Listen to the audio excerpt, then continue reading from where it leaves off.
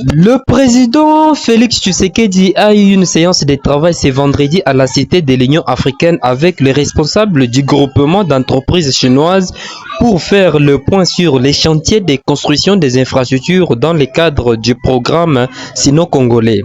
C'était pour faire des réglages nécessaires dans le but d'accélérer les projets qui ont déjà été entamés et de trouver des mécanismes efficaces parce que ce sont des projets très importants pour l'action du chef de l'État, a fait savoir Freddy Nchombe, directeur général de l'agence de pilotage, coordination et suivi des conventions de collaboration qui a pris parole à cette réunion.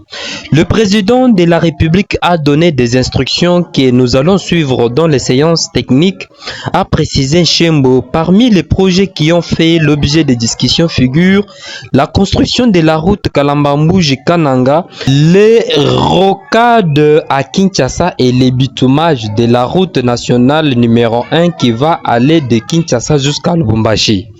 Vendredi, à la Cité de l'Union africaine, le chef de l'État a également reçu Amadou Djema, ambassadeur itinérant et envoyé spécial du président gambien Adama Barrow. Ce dernier lui a apporté une invitation officielle pour le Forum Africa Investissement qui va se tenir du 31 janvier au 1er février 2025 en Gambie.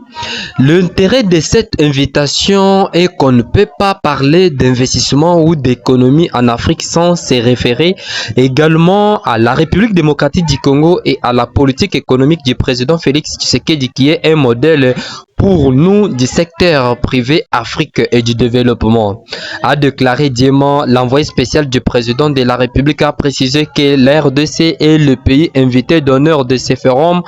À cette occasion, un prix dénommé Félix Tshisekedi sera décerné lors du gala de l'intégration africaine. Le président Tshisekedi a également présidé la 27e réunion du Conseil des ministres du gouvernement souminois. Au cours de cette réunion hebdomadaire, le Conseil examine les dossiers importants du pays. La communication du président de la République, le Conseil va suivre un exposé sur la situation sécuritaire et sanitaire en République démocratique du Congo, l'évolution du marché des changes ainsi que sur la redynamisation et la mise en œuvre des réformes dans le secteur de la formation professionnelle en République démocratique du Congo.